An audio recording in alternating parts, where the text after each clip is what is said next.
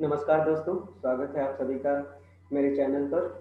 चलिए अपने crash course की सीरीज़ को आगे बढ़ाते हुए आज हम लोग एक कॉन्सेप्ट को सीखेंगे और उस पर कुछ क्वेश्चंस को देखेंगे जो आपके एग्जाम्स में बिल्कुल आएंगे ही और आप इसको प्रैक्टिस करेंगे। चलिए देखिए, आज हम लोग करने जा रहे हैं methods of solving simultaneous pair of linear equations in two variable. तो देखिए, इसको सॉल्व करने के आपके पास दो मेथड होते हैं। पहले को हम लोग बोलते हैं ग्राफिकल मेथड और दूसरे को हम लोग बोलते हैं अलजेब्रिक मेथड। अलजेब्रिक मेथड बोलते हैं, ठीक है। तो अब मान लीजिए कि आपके पास सिस्टम ऑफ लीनियर इक्वेशन, दो वेरिएबल में आपके पास दो इक्वेशन है, a1x plus b1y is equals to c1 है, और दूसरा है आपके पास a2x plus b2y is equals to c2 है, ठीक है। तो अब देखिए, अब हम पहला मेथड आपको बताते हैं, ग्राफिकल मेथड। तो देखिए ग्राफिकल मेथड को कैसे सॉल्व करते हैं। तो मान लीजिए कि पहला कंडीशन क्या है कि अगर आपके पास a1/a2 जो है, अगर ये b1/b2 के बराबर नहीं है, तो जो ग्राफ होगा वो ग्राफ कैसा होगा, आपका इंटरसेक्टिंग लाइंस होगा, और जो पॉइंट ऑफ इंटरसेक्शन होगा वही आपका क्या हो जाएगा, सिस्टम का सॉल्यूशन हो जाएगा। मैं आपको फिर से रिपीट कर दे रहा हूँ, आप चाहें तो अपने नोटबुक में नोट कर सकते हैं कि अगर जैसे देखिए आपको यहाँ a1 b1 a2 b2 c1 c2 के फॉर्म में है ना, तो ग्राफिकल मेथड में अगर जब आप सॉल्व कर रहे हैं और इक्वेशंस देखकर आप ये लगा रहे हैं कि a1/a2 is not equals to b1/b2 आ रहा है, तो ये क्या रिप्रेजेंट करेगा, तो इसका जो ग्राफ बनेगा वो आपका इंटरसेक्टिंग लाइंस बनेगा, और जो आपका पॉइंट ऑफ इंटरसेक्शन होगा वो आपका क्या रिप्रेजेंट करेगा, सिस्टम का सॉल्यूशन रिप्रेजेंट करेगा। मान लीजिए कि देखिए आपके पास ये एक एक्स एक्सिस होगा और दूसरा वाई एक्सिस आएगा, ठीक है। तो अब आपके पास दो लाइन आएंगी, आपके पास ये दो लाइन आएगा, मान लीजिए एक लाइन ऐसा आ रहा है और दूसरा लाइन जो है इस तरह से कट कर रहा है। तो देखिए आपका यहाँ पर एक पॉइंट ऑफ इंटरसेक्शन मिला ना।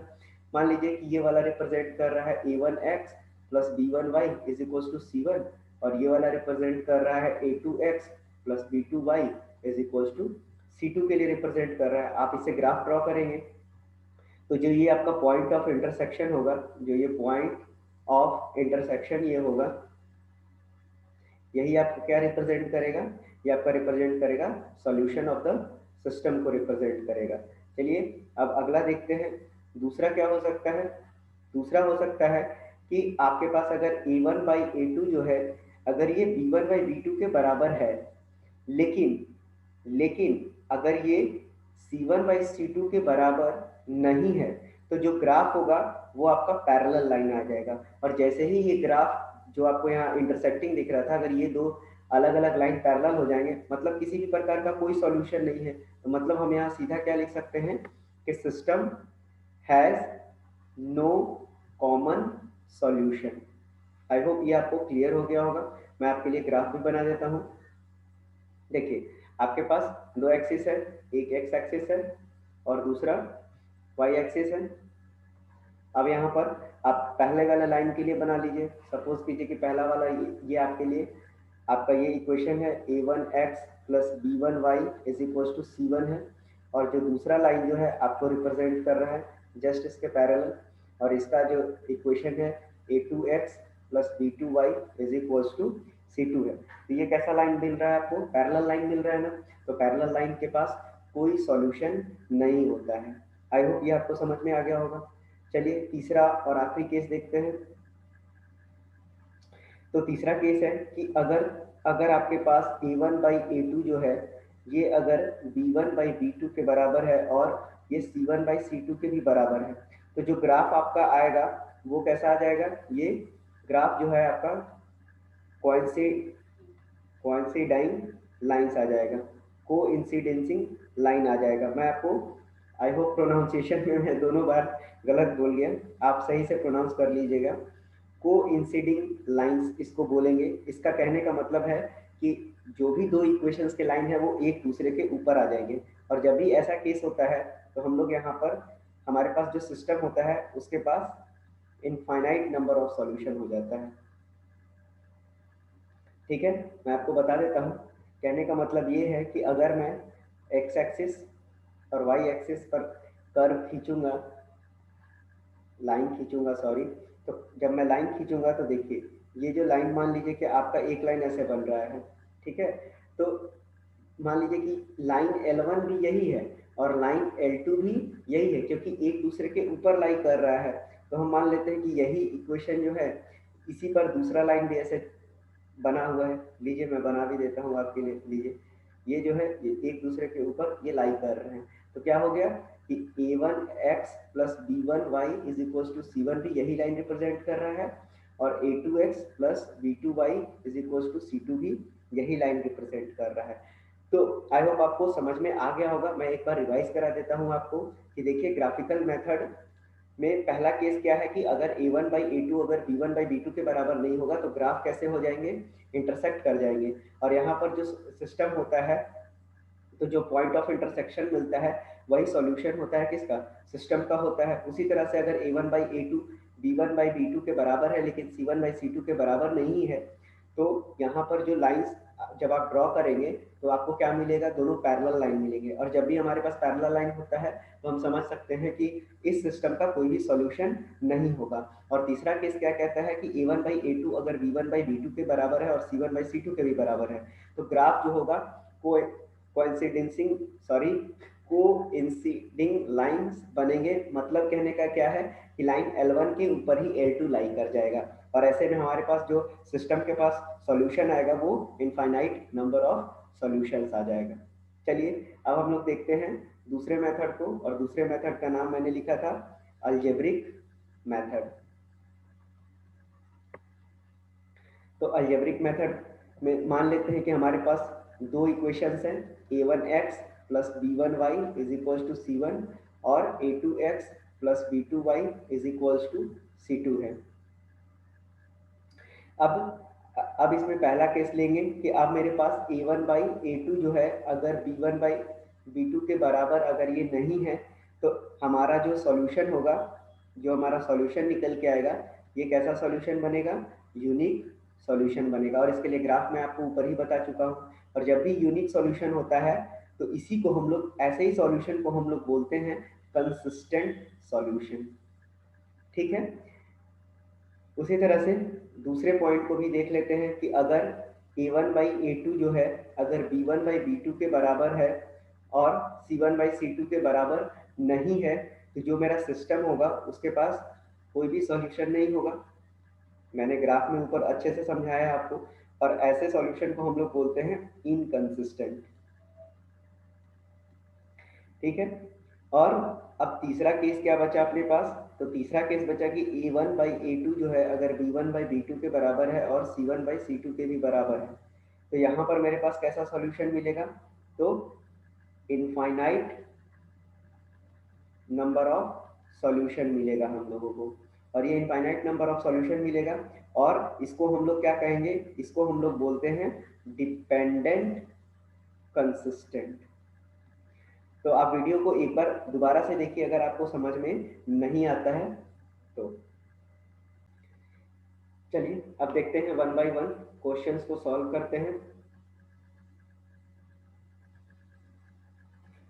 तो देखिए पहला क्वेश्चन आप पढ़िए क्या बोल रहा है।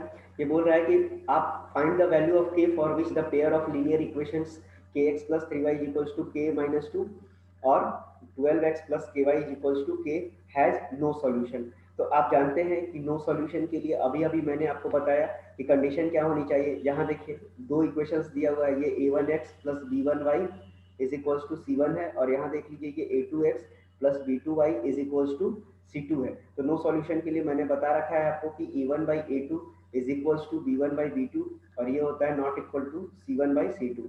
तो आप देखिए आपके आपके पास a1 की जगह क्या लिखा हुआ है, तो a1 के सामने k लिखा हुआ है, उसी तरह से a2 के सामने 12 लिखा हुआ है, उसी तरह से b1 के सामने क्या लिखा हुआ है, 3 लिखा हुआ है, b2 के सामने k लिखा हुआ है, और उसी तरह से is not equals to c1 के सामने k माइनस 2 लिखा हुआ है, और c2 के सामने क्या लिखा हुआ है, k लिखा हुआ है। अब आप इसको सॉल्व कर लीजिए, आप किसी को भी उठा सकते हैं। चलिए मैं इन दोनों को उठाता हूँ, तो ये कितना हो जाएगा, क्रॉस मल्टीप्लाई से k square is equal to 36, तो k जो होगा k square minus 36 is equal to 0 हो जाएगा, तो ये हो जाएगा k प्लस 6 और into k minus 6 is equal to 0। तो अब यहाँ से k की दो वैल्यू निकल के आ जाएगी, एक प्लस में 6 आ जाएगा और एक दूसरा माइनस में 6 आ जाएगा। तो आप डायरेक्टली क्या लिख सकते हैं, k is equal two plus minus 6 लिखेंगे। ठीक है, तो आई होप आपको ये क्लियर हो गया होगा। दूसरा इक्वेशंस भी आप बिल्कुल लिखें एग्जाम में, चाहे तो आप यहाँ पर छोड़ सकते हैं, लेकिन आप एग्जाम में लिखेंगे तो वो अच्छा रहेगा। 3/k जो होगा is not equals to k minus 2/k के बराबर हो जाएगा। तो यहाँ 3k is not equals to k square minus 2k हो जाएगा। अब आप इसको सॉल्व कर लीजिए, k 3k is not equals to k common ले लीजिए तो k माइनस 2 हो जाएगा। तो इस k से k को कैंसिल आउट कर दीजिए, तो जो k माइनस 2 होगा नॉट इक्वल्स टू 3 होगा, मतलब k is not equals to 5 हो जाएगा। मतलब k की वैल्यू 5 कभी नहीं हो सकती है, k की वैल्यू हमेशा क्या होगी, प्लस माइनस 6 होगा। आई होप आपको समझ में आ गया होगा। चलिए अगले क्वेश्चंस पे बढ़ते हैं। अगला क्वेश्चंस को आप देखिए, तो अगले क्वेश्चंस पे आपको कहता है कि find the value of m for which the pair of linear equations 2x plus 3y minus 7 is equals to 0 and m minus 1 into x plus m plus 1 into y is equals to 3m minus 1 has infinitely many solutions। तो आप लिख लीजिए ये a1x plus b1y is equals to c1 जाएगा, तो यहाँ minus c1 लिखा हुआ है तो आप माइनस c1 कर दीजिए यहाँ पर। उसी तरह से इज इक्वल्स टू 0, उसी तरह से यहाँ आप लिख लीजिए a2x plus b2y is equals to c2। तो मैंने आपको बता रखा है कि जो आपके पास इनफाइनाइट के लिए जो केस होता है, अगर इनफाइनाइट नंबर ऑफ सॉल्यूशंस हो, दिया हुआ हो क्वेश्चंस में, तो आप क्या लेते हैं कि a1/a2 is equals to b1/b2 is equals to c1/c2। तो देखिए आप क्या लेंगे कि ये 2/m माइनस 1 हो जाएगा। a1 की जगह आप देखिए 2 है, a2 की जगह आप देखिए m माइनस 1 है, उसी तरह b1 की जगह कितना है 3 है, और यहाँ पर कितना है m प्लस 1 है। उसी तरह से c1 की जगह आप देखिएगा तो 7 है, अगर आप c1 को उधर लेके जाएंगे तो वो प्लस में c1 हो जाएगा, तो c1 की वैल्यू कितनी हो जाएगी 7 हो जाएगी। और यहाँ पर कितना हो जाएगा आपके पास 3m माइनस 1। तो आप किसी एक को भी कंपेयर करेंगे तो आपको रिजल्ट बिल्कुल बराबर मिलेगा। आप जिसको भी लेना चाहें, अगर आप इसको इसके साथ कंपेयर करेंगे तो भी m की वैल्यू सेम आएगी, इसको आप इसके साथ कंपेयर करेंगे तो भी आपकी वैल्यू सेम आएगी, अगर आप इसको इसके साथ कंपेयर करते हैं तो भी आपकी वैल्यू सेम आएगी। देखिए मैं आपको करके दिखाता हूँ, आप घर में बिल्कुल अलग अलग भी करके देख सकते हैं। तो यहाँ देखिए ये कितना हो जाएगा 2m plus 2 is equals to 3m minus 3। तो आप देखिए 3 में से 2 जाएगा तो m बचेगा और इधर आएगा तो 5 हो जाएगा, तो मतलब m की वैल्यू कितनी आ जाएगी 5 हो जाएगी। तो इनफाइनाइट नंबर ऑफ सॉल्यूशन में m की वैल्यू कितनी हो जाएगी 5 हो जाएगी। चलिए अगला क्वेश्चन देखते हैं। इसमें बोलता है कि k की वैल्यू निकालिए जिसके लिए सिस्टम ऑफ इक्वेशंस दिया हुआ है। तो आप इसके नीचे लिख लीजिए ये a1x है प्लस b1y है इज इक्वल्स टू c1, और ये हो गया a2x plus b2y is equals to c2 हो गया। तो अब आपको बोला है कि ये कैसा है, नो सॉल्यूशन। तो मैंने आपको पहले भी बता रखा है कि नो सॉल्यूशंस में क्या होता है, तो a1/a2 जो होता है वो b1/b2 के बराबर होता है और वो c1/c2 के बराबर नहीं होता है। तो अब क्या लिखेंगे, तो a1 की जगह क्या है आपके पास k है, a2 की जगह आपके पास क्या है 12 है, उसी तरह b1 की जगह क्या है 3 है, b2 की जगह क्या है k है, और ये बराबर नहीं हो गया c1, तो c1 आपके पास कितना है 1 है, और c2 क्या है 2 है। अब आप इसको पहले सॉल्व कर लीजिए, तो k square is equals to 36 आ गया, और अभी अभी मैंने निकाला था तो ये प्लस माइनस 6 आ जाएगा। उसी तरह से आप दूसरे को भी निकालिए, 3/k जो होगा ये नॉट इक्वल्स टू 1/2 होगा, तो k is not equals to 6 आ जाएगा आपके पास। ठीक है, तो आप देखिए एक कंडीशन आपके पास यहाँ आ गई कि k जो है 6 के बराबर कभी नहीं हो सकता है, यहाँ पर ये दिया हुआ है, तो मतलब यहाँ पर ये जो प्लस का वैल्यू आया है वो निश्चित तौर पे एग्जिस्ट नहीं करेगा। तो हमको यहाँ पर मेंशन करना पड़ेगा कि k जो होगा वो -6 के बराबर ही इसका आंसर होगा। इसीलिए मैंने आपको पहले भी इससे पहले वाले क्वेश्चंस में बोला था कि आप हमेशा दोनों वैल्यूज निकालिए, इससे पता चल जाएगा कि आपका जो करेक्ट आंसर है वो क्या होगा। समझ गए? चलिए आगे देखते हैं, आगे का क्वेश्चन क्या कहता है। आप क्वेश्चन को पढ़िए, क्या कहता है कि आप इसमें p की वैल्यू निकालिए, और इसमें भी कंडीशन आपके पास क्या दिया हुआ है कि इसके पास नो सॉल्यूशन ये दिया हुआ है। तो कैसे सॉल्व करेंगे हम लोग इसको, तो देखिए आपको क्या करना है, सबसे पहले आपको लिख लेना है ये a1x है प्लस b1y है इज इक्वल्स टू c1, और ये कितना है a2x है प्लस B2 है और ये -C2 है, आप इधर भेजेंगे 0 के तो वो +C2 में कन्वर्ट हो जाएगा। तो नो सॉल्यूशन के लिए आपके पास क्या क्राइटेरिया है?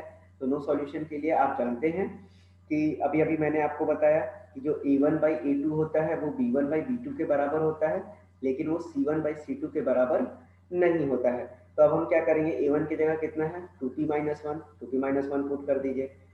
A2 की जगह 1 है, उसी तरह से B1 की जगह कितना है p-1 है, B2 की जगह 3 है और ये नॉट इक्वल्स टू है C1। तो C1 कितना है 2p+1 और C2 को इधर भेज दीजिएगा तो ये आ जाएगा 1। अब आप इसको इसके साथ कंपेयर कर लीजिए, तो 3 2 6p-3 is equals to p-1 आ गया। तो ये हो जाएगा 5p इज इक्वल्स टू 2। तो इसलिए p की वैल्यू कितनी आ गई 2/5। लेकिन आपको ये भी चेक करना है, तो आप इसको कंपेयर कर लीजिए, तो ये p-1 is equals to 3 2 6p और +3 आ जाएगा। तो अब जो है 60 में से p जाएगा तो कितना बचेगा 5p और उधर 3 को भेजेंगे नॉट इक्वल्स टू -4 हो जाएगा। तो p की वैल्यू जो है -4/5 कभी नहीं आएगी, तो p इज इक्वल्स टू क्या आएगा 2/5। तो ये आपका आंसर हो जाएगा। तो आई होप आपको वीडियो अच्छा लगा होगा, और अगर आपको इसका पीडीएफ चाहिए तो आप मेरे टेलीग्राम चैनल में जाकर आप टेलीग्राम में टाइप कीजिए ABHIGHQ, आपको मेरा टेलीग्राम चैनल मिल जाएगा और आप वहां से पीडीएफ को आसानी से डाउनलोड कर सकते हैं। और आपको ये बहुत ही सिंपल सा कॉन्सेप्ट था, इसलिए मैंने टाइम भी कम लिया आपका। और इन क्वेश्चंस को बार बार प्रैक्टिस कीजिए, आपके 1 से 2 नंबर एग्जाम्स में कहीं नहीं जाएंगे। Thank you.